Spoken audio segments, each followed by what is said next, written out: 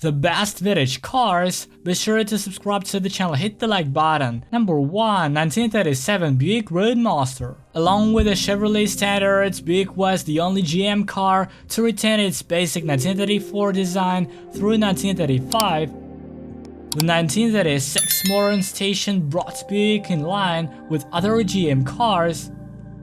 In 1937, Buick, like other GM cars, received a modernized body. The Roadmaster received a split grille with horizontal stripes. The fenders were squared and the headlight housing were aerodynamic. The interior was unchanged, but the overall height was reduced by 1.5 inches, 38 millimeters. A new carburetor and improved distributors allowed the engine to increase power to 130 HP. The engine also received a new intake manifold, oil pump, coolant system, and quieter overhead valve train.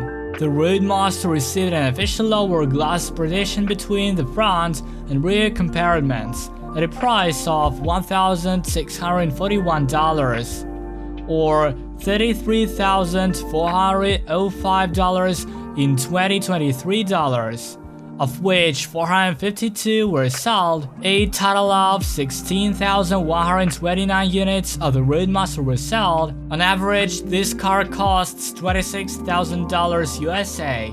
Number 2. 1964 Ford Thunderbird. 1964-1966, the Thunderbird remained Ford's most expensive car, costing $1,000 more than the prestigious full-size Galaxy 500 XL. The Thunderbird belonged to the segment of personal luxury cars and was oriented to wealthy people who preferred sporty style and high technical characteristics. The car was too heavy and too big to be called sporty, but the power of the 6.4-liter V8 390 engine with a 4-chamber carburetor was enough to reach a top speed of 200 km per hour.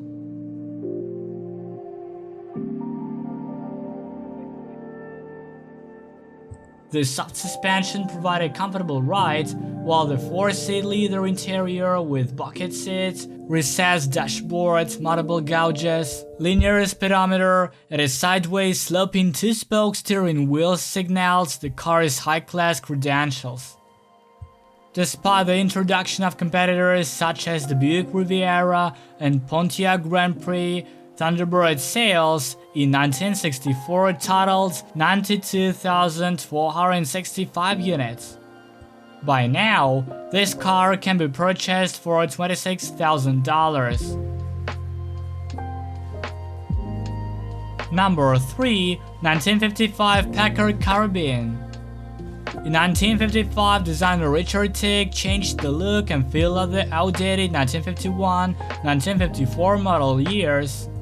Panoramic windscreen, headlight visors, arc-shaped radiator grille, chrome plating on the front bumper, decorative air intakes on the rear wings, exhaust pipes integrated into the rear bumper, faint Gothic taillights.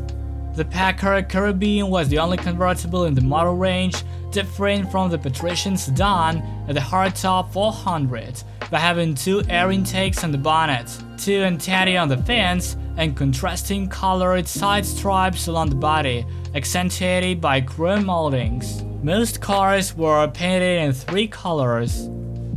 Packard Caribbean sales in 1955 totaled only 500 cars. All the older Packard models of 1955 were based on a 127-inch wheelbase platform.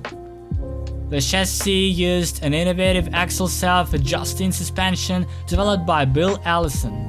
Instead of axle springs, it consisted of twin wishbones at the front and 4 longitudinal axles joined by longitudinal arms at the rear. The front and rear axles share a common fulcrum flush with an X-shaped intersection of the frame cross members, each controlled by an electric motor. This car is relatively expensive. Its price tag is about $70,000. Number 4. 1969 Chevrolet Impala SS. This is a 1969 Chevrolet. In this picture of the 1969, something else may look a little tired. Note the large new bumper with hingers, which nicely frames and protects the new grille. On the sides of the car, there are large wheel openings. And look, no air vents. Industrial vents are now standard on all large Chevrolets. The dashboard is new, the body structure is more robust. To make it look even better, put it next to other 69s. This is the 1969 Chevrolet Advert.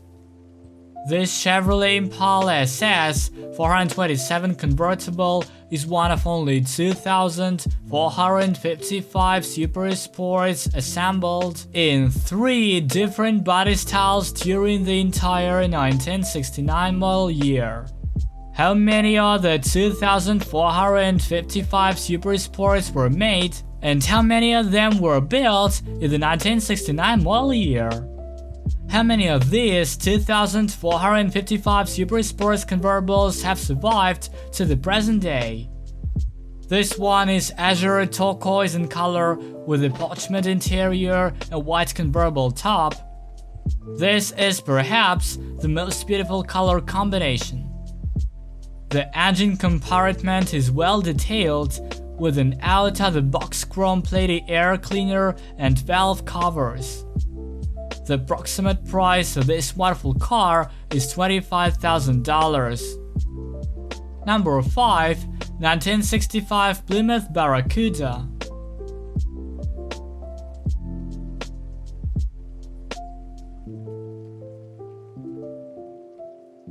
The Plymouth Barracuda, introduced in April 1964, a week after the Ford Mustang, was the first American car in the compact sports car segment, later to be called the pony car.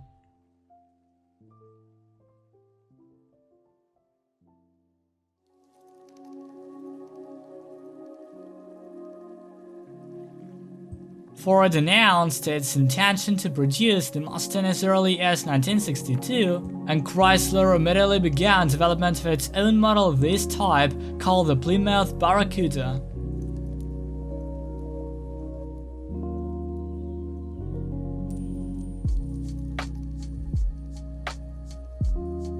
However, while the Mustang was built from scratch and shared mechanical components with the compact Ford Falcon, the Barracuda was actually a second-generation Plymouth variant, redesigned as a fastback. Compared to the Mustang, the Barracuda looked cheap and old-fashioned.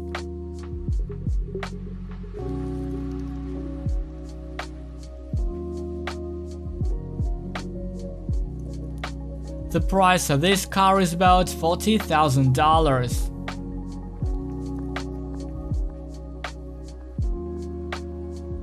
Number 6. 1953 Mercury Monteray. This 1953 Mercury Monteray, with its gorgeous color combination and the fathead V8 power plant, is the perfect classic road car, but its value for money and quality also makes it an attractive Sunday driver's car.